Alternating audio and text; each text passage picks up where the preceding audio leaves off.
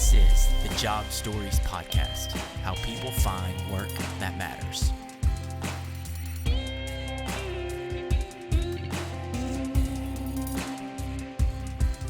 I appreciate you coming on the Job Stories Podcast. If we can, just to get us the ball rolling here, do you mind to just introduce yourself and what is your job now? What are you doing currently?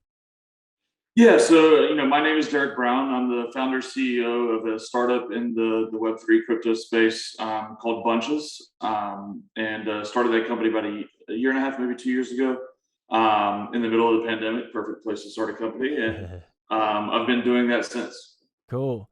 What birthed that? What have you? I know you a little bit by now, so I'm basically doing it for the sake of the podcast. But what birthed the entrepreneurial venture that you're on now? Yeah, I mean, it really started as a creator-focused company. I mean, I was in New York City at the time. A lot of creator friends, both on the kind of traditional social media influencer side, but also musicians and artists. I mean, I used to run a music venue in the South, and I've always been close to that world, right? And over saw that people wanted to escape walled gardens of Facebook, Instagram, YouTube, TikTok. They don't own their own community. They don't own their own monetization. They don't own their job security, right? At any given time, a platform could just kick them off of that platform. And so, we really set out to solve that problem initially on fiat rails. And then, as a crypto hobbyist myself since, probably 2014, we knew that that's the right infrastructure to build this on, but the adoption curve hadn't ticked up yet. But then you enter the pandemic and people are at home, buying NFTs and downloading MetaMask or Rainbow. And then all of a sudden everything kind of clicked into place. It's like, now's the time to build this on Web3 in crypto, make it accessible to the masses in a way that you're not buying $100,000 profile picture. And that's kind of how we've built the team and product this far. That's cool. So, I mean, super savvy, and honestly, it sounds very complicated. So you have a tech background, yeah? Like, take me into that story a little bit. I do, yeah. It's probably non-traditional compared to many who have a tech background. I'm self-taught as a software engineer. We can certainly dive into that. I started in the basic world, if people remember those languages these days. Maybe dating myself, but fast forward to this explosion of the thing called the web, and learned HTML, CSS very early on, and then JavaScript subsequently. Fast forward a little bit, that actually took me into a role at LinkedIn, where I led the product engineering team for a product at LinkedIn called Recruiter. It does exactly what you think it does, right? So it's the enterprise-facing, kind of product from LinkedIn. This was 2013-ish. So before Microsoft bought them, led a team there called Talent Solutions. Left LinkedIn for a company called Adapar, which is in the private wealth management space. Built a pretty cool product there, targeting wealth managers and advisors at large banks, right? And was the VP of product development there, like I said, and kind of managed product management, engineering, design, QA. And then left there for the startup world, and have worn multiple hats, as many people in the startup world do. But one of those is often, either CTO or kind of senior backend engineer, or jack of all trades as it requires. Yeah, that's incredible. So you've been in a lot of different. I mean, LinkedIn's a large company, and then you've kind of been all over. And had a lot of changes. Do you mind to look back real quick? Has there been any through lines of when you change jobs or whenever you've changed jobs, what's been the motivator to the next thing? Can you think of anything that you're like, yeah, this is why I've probably made all these changes? Is there anything you can think of? Yeah, I mean, by and large, if I'm being honest with myself, there was some upward mobility in some sense, right? So, and certainly not always compensation. I mean, leaving big tech like LinkedIn and Adapar for the startup world is not a move you make for compensation, for liquid compensation anyway. Yeah. But I think, looking at my own values, I value freedom, I value ownership. That's why we're building Bunches, right? To give that to creators. But in my own job story, like, I've wanted to give that to myself. And so having the freedom and owning my own destiny, is really what brought me to the startup world. And then also just learning new things, right? Like I don't have a financial background. And so, the move to Adipar was largely motivated by just curiosity. And Mm. trying to learn this massive system that impacted all of our lives so much in 2008, 2009. And, that was a huge part of the move too, is just this insatiable thirst for knowledge. Okay, that's cool. I'm thrilled you touched on that because that was on my mind earlier today, thinking about talking to you. But this constant learning path that it sounds like you've been on, and even took a job just based off curiosity. Well, now you've got a startup in a world where like there is so much curiosity. So do Yeah. you think that way? We don't talk about it a whole lot, but like from a hiring standpoint, like do you like to kind of find people that maybe they don't match up for every single technical thing, but they're curious? Because I know you can teach anybody how to do what you need them to do, right? So, like, do you look for that in folks, and have you looked for that in folks in the past? Absolutely. So, we have a couple of values at Bunches. One of them, well, we refer to them as identities, not values. And Mhm. so, values are kind of pieces of who you are, whereas an identity is kind of a core piece of who you are. So, one of our identities at Bunches is being a learner. Mm. And so, we actually hire for that and look for that in someone's trajectory, where they've been, their experience, certainly on their resume, and a lot of that honestly is just personal bias, right? So I myself, coming from a non-traditional background, having studied political science and philosophy in undergrad, but ending up in the tech world, like I love seeing that in other folks where they're coming from a non-traditional background, be it, I've hired people from, nuclear engineering to philosophy to finance who ended up in tech, just really runs the gamut. But that desire for learning is such a core part, especially in an industry like crypto, where Mhm. things are moving so fast. Like if you can't digest information at the same speed that the market is moving, like you're not going to be successful in this industry. Yeah, that's it seems like in your industry more than really anybody else that I can think of, it's like you do have to be learning because y'all's industry seems to be that's a prerequisite. You've got to be hip to and comfortable with learning new skills always because it's That's changing. right. There's a couple of ways that we actually identify that, right? So, like, in an interview, I'll ask, like, what are some things that you've been reading lately? Mm. And the cop out answers are typical tech books, right? Like, whether it's like code articles or the latest from Ben Horowitz or like whatever it may be. But if someone is responding like, hey, I just read this like really interesting diatribe on how World War I led into World War II, or Mm. I'm reading Hemingway short stories, or I just read like poetry from last year's prize winner or whatever. Like that starts to give green lights in my head for the candidate, right? The other thing that I like to do, even more than resume, like by and large, I ignore kind of past experience. I want to see who a person is right here and now. Mm. And so I'll go to GitHub, especially for technical positions, obviously, and look like what are they working through? What are they hacking on? What are Mm. they how many green squares do they have on their profile, right? That's Like good. how often are they trying to experiment and ship and deliver things? Because especially for engineers, building is a form of learning. And so I think it's a really kind of important characteristic for tech workers. That's really great. We had talked to someone in a healthcare company. I think it was maybe a guy named Robbie Allen, but he had talked about he had some employees that they were encouraging. They were going to get like master degrees or whatever in something that was way unrelated from their field. Like I was like, that's Yeah. pretty cool to encourage, and I knew you would be similar, because that's what you've done. I feel like you've learned and reinvented yourself, and learned and reinvented, and now here you are as a startup leading in that same way. Yeah, that's right. And thank you. I take that as a huge compliment. Absolutely.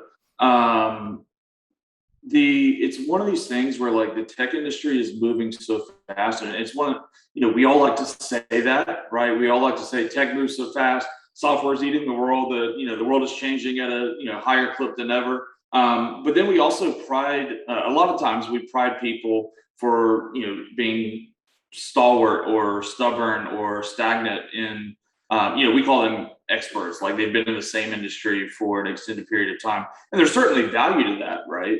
But at the same time, if you're trying to build something new and innovative in a fast-moving industry, you have to reflect that yourself, and your team has to reflect that, as a hiring manager, as a builder, as a job candidate, right? Like you have to reflect the industry in which you're working in. Certainly bring something new to it, but also kind of reflect it in the sense that you yourself are adaptive and learning and moving fast, and maybe that does mean reinventing yourself every 18 to 24 months. Yeah, that's so great. So I want to go back a little bit further to, have you, all this knowledge that you have from a leadership standpoint as you're running this company, did you have somebody that you've kind of used as a mentor over the years, or are you more taking from, well, I learned this at LinkedIn and I learned this at the next place and this at the next place, or is it maybe a little bit of both? Yeah, I've certainly had mentors kind of along the way. I mean, I think of my direct manager at LinkedIn, Sarah Clatterbuck. I mean, we've stayed in touch even since LinkedIn. That was years ago. After LinkedIn, like Eric Poirier, the CEO at Adipar, learned a ton from him. I've also learned from both my peers and direct reports. I mean, my co-founder at Bunches, this is our second company together. He's, I forget, some junior, just a phenomenal learner, phenomenal, co-founder, but he's also one of these people that sharpen who I am as a person. And we've put in the work to have the relationship where we can give each other direct feedback. And so while I don't necessarily look at him as a mentor, but rather as a mentee, he's also made me an extraordinarily better leader over the last 5 years, just like people at Adipar and LinkedIn prior. I think you relate to this some. I've been thinking about this a lot more, just as I'm getting older and with us running a business too.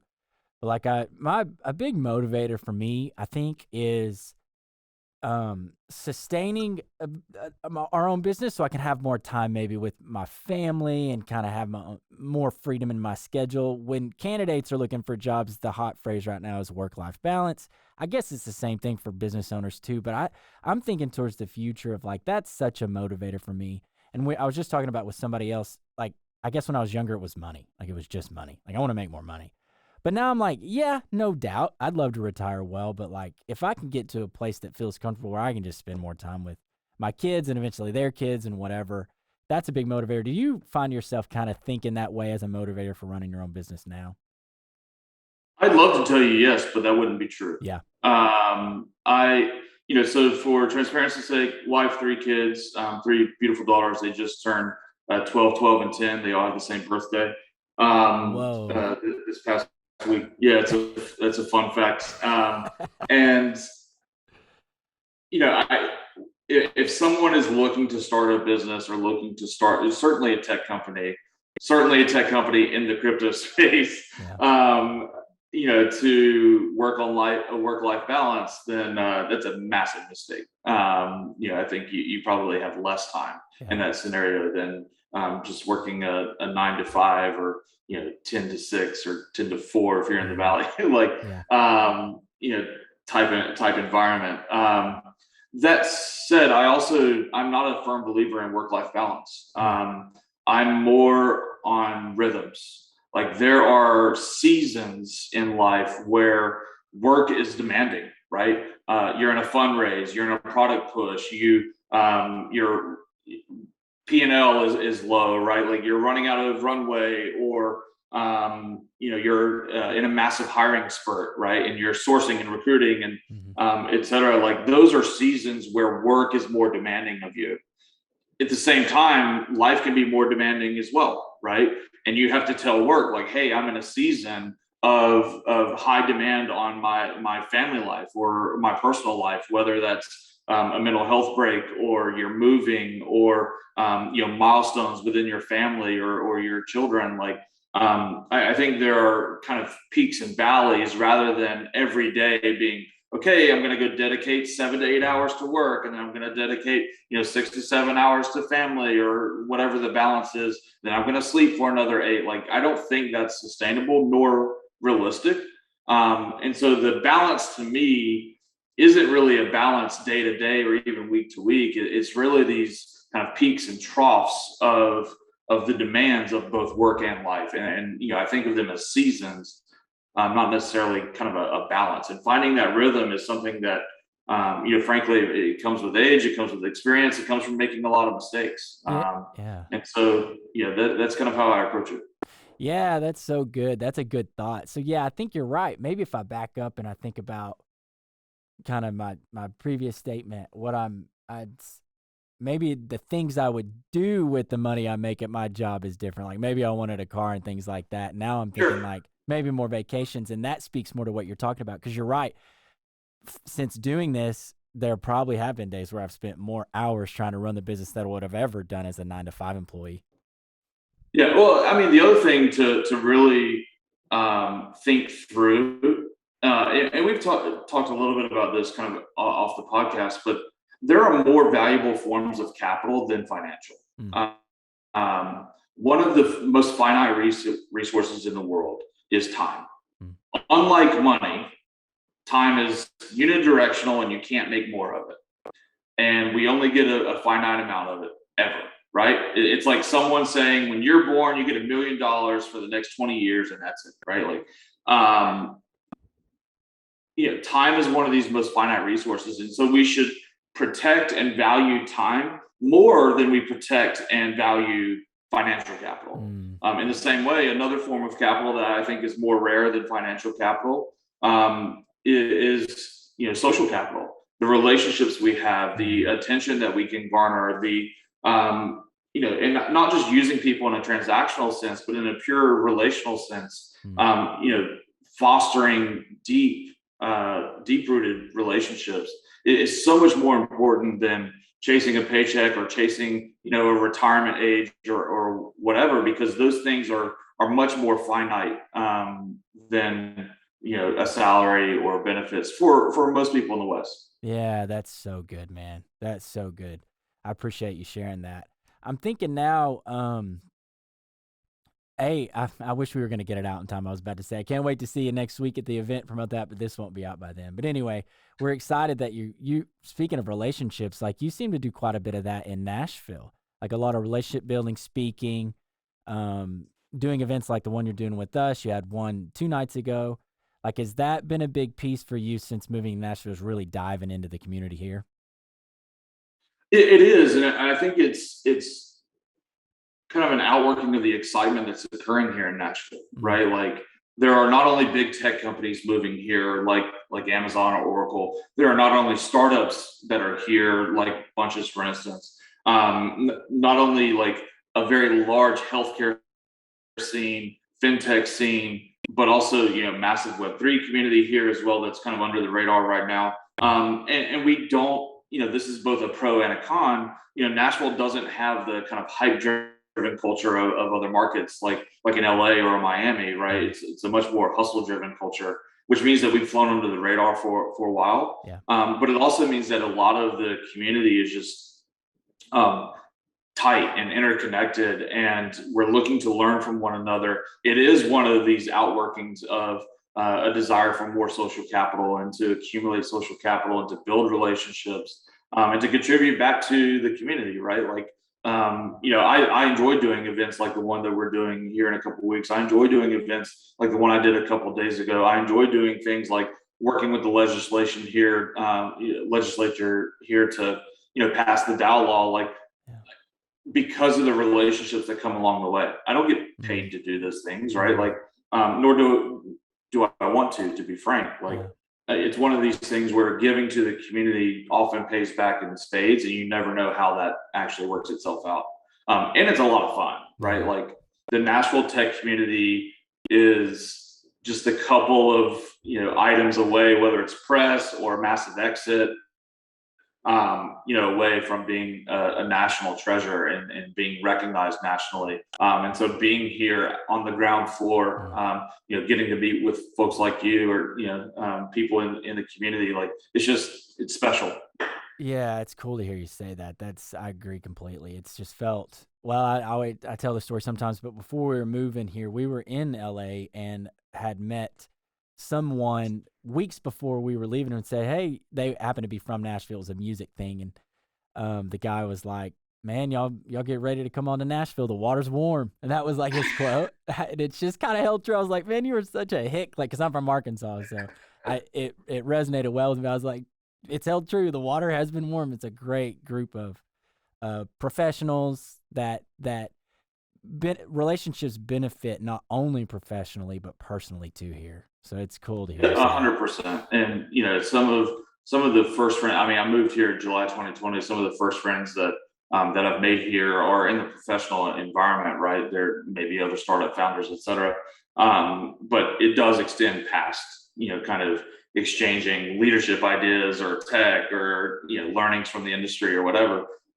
It's much more deeper than that, which is, again, it's part of the stage that we're at, right? Like this tech ecosystem is almost a startup unto itself, where, Nashville right now is in the seed round. And it's going to be one of these really fun things to see, over the next 18 months, 3 years, 5 years, much less, 10 to 20 years. Like, it's going to be pretty wild to look back and see kind of where we are now. Not, much less even before, I got here, that a lot of people have done phenomenal work laying foundation. I think of the Tech Council and, Brian Moyer and some of the work that's been laid here, but before us. And, fast forward another 5 to 10 years, it's going to be pretty phenomenal to look back and remember this time.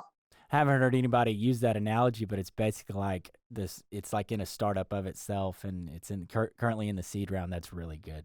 I like that a lot.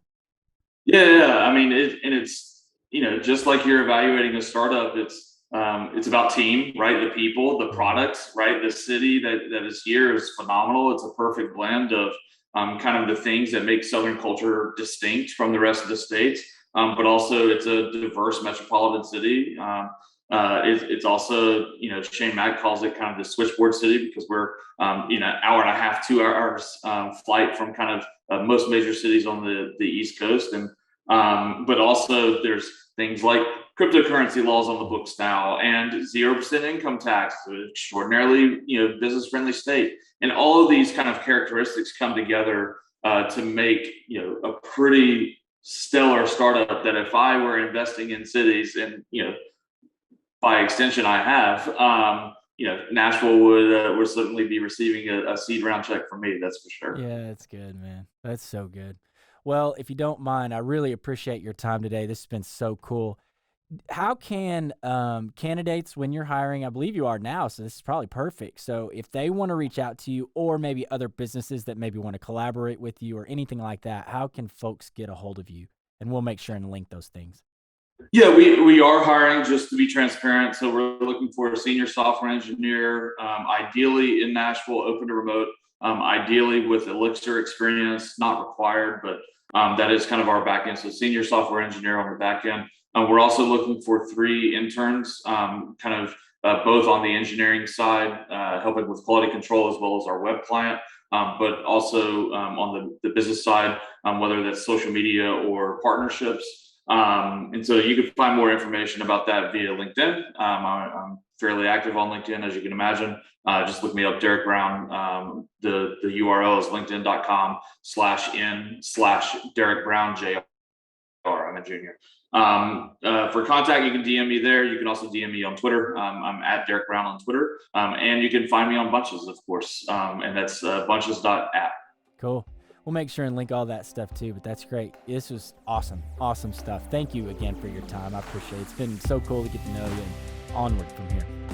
Yeah, 100%. Thank you, Mason, for both the opportunity and the time this morning. Absolutely. Have a great day. We'll see you soon. All right, man. Yeah, man. Take care.